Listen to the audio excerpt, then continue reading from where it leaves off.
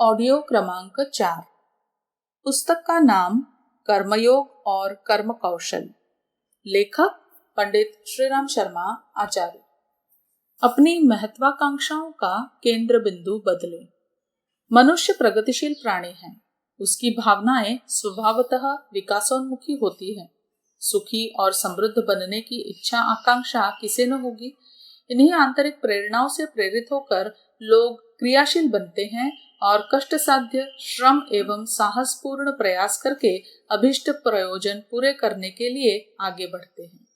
उत्कृष्ट और निकृष्ट दोनों ही स्तरों के व्यक्ति अपनी अपनी मान्यताओं के अनुरूप मार्ग निर्धारित करते हैं और उस पर कदम बढ़ाते हुए गतिशील होते चले जाते हैं।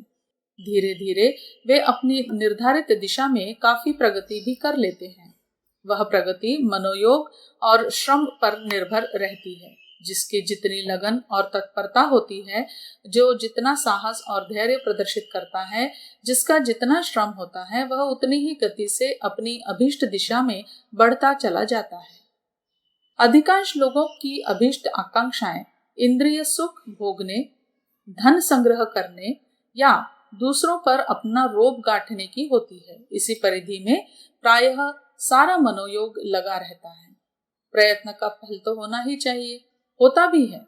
कितनेक लोग एक सीमा तक उपर्युक्त आकांक्षाओं की पूर्ति भी करते हैं। कई व्यक्ति धनीमानी और शौक मौज करते हुए देखे भी जाते हैं। साथ ही यह भी होता है कि बहुत प्रयत्न पर भी परिस्थितिवश बहुत ही स्वल्प उपलब्धियां हाथ लग पाती हैं। दिन भर मेहनत करने पर भी परिवार का पेट पालना कठिन पड़ता है। जितना भोगने और जितना संग्रह करने की लालसा रहती है, उसका एक स्वल्प अंश भी हाथ नहीं लग पाता। दूसरों पर अपना शासन अथवा रोब रखने की इच्छा रहते हुए भी उल्टा अवसर ही हाथ रहता है। औरों के प्रभाव एवं दबाव में रहते रहते जीवन का अधिकांश भाग व्यतीत हो जाता है। इच्छा करना ही पर्याप्त नहीं होता, उसकी पूर्ति के लिए उपयुक्त साहस, श्रम, योग्यता, प्रतिभा, अवसर आदि अनेक अन्य साधनों की भी आवश्यकता रहती है। वे सभी उपयुक्त मात्रा में जुटाए जा सके तो सफलता का पथ प्रशस्त होता है, अन्यथा असफलता का ही मुंह देखना पड़ता है। आकांक्षा की तुलना में जो नगण्य सी सफलता मिली, उसी से मन मारकर काम चलाना पड़ता है। आकांक्षा के अनुरूप परिस्थिति न मिलने से असंतोष एवं विक्षोभ रहना स्वाभाविक है। आज अधिकांश व्यक्ति ऐसे ही असंतुष्ट एवं क्षुब्ध दिखाई पड़ते हैं। वे अपने को असफल एवं अभागा मानते हुए जिस तिस पर दोषारोपण करते हुए किसी प्रकार मौत के दिन पूरे करते हैं। जिन्हें कुछ सफलताएं मिली भी हैं, वे उनकी आकांक्षाओं की तुलना में बहुत स्वल्प होती हैं। दूसरों की दृष्टि में सुखी संपन्न दिखते हुए भी वे अपनी दृष्टि में अभावग्रस्त ही बने रहते हैं। इस प्रकार एक सफल और असफल कहे जाने वाले दोनों ही वर्ग के लोग अपने आप में दीन दरिद्र ही होते हैं। कोई विरला ही यह अनुभव करता होगा कि हम संतुष्ट हैं, सफल हैं और जीवन की सार्थकता पर गर्व अनुभव कर रहे हैं। सीमित अर्थ साधनों से गुजर हो सकती है, मर्यादित इंद्रिय भोगों से काम चल सकता है और सादगी से भी सम्मान मिल सकता है। तब फिर इन भौतिक आकांक्षाओं को लक्ष्य बनाने से क्या प्रयोजन।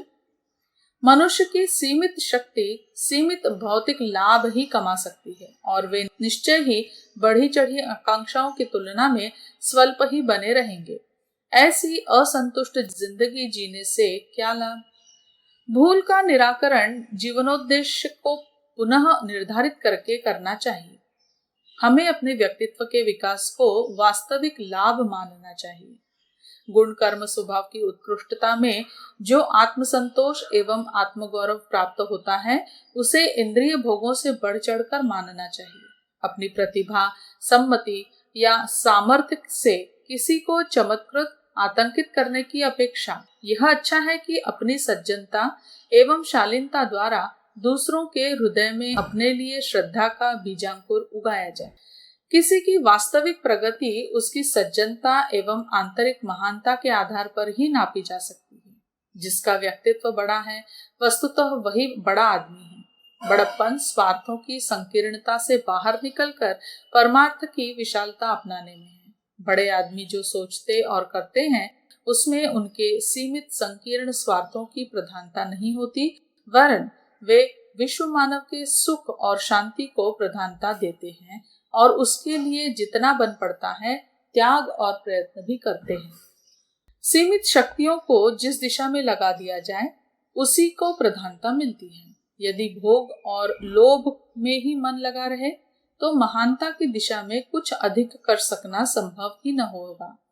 सीमित शक्तियां भौतिक प्रलोभनों को पूर्ण करने में ही कम पड़ेगी, फिर परमार्थ के लिए समय न बचेगा, न मन और न धन।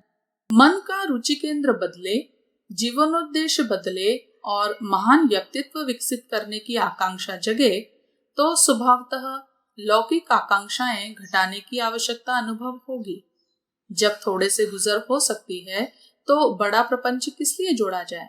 जो इस तरह सोच सकेगा वही अपना मनोयोग महानता की उपलब्धि के लिए कुछ ठोस प्रयत्न करने में लगा सकेगा।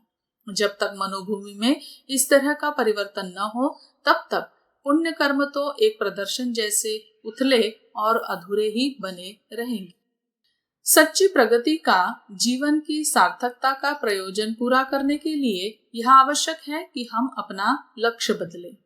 भौतिक प्रगति की आकांक्षा सीमित एवं संयमित करते हुए अपना मनोयोग आदर्शवादिता एवं उत्कृष्टता की अभिवृद्धि में लगाएं।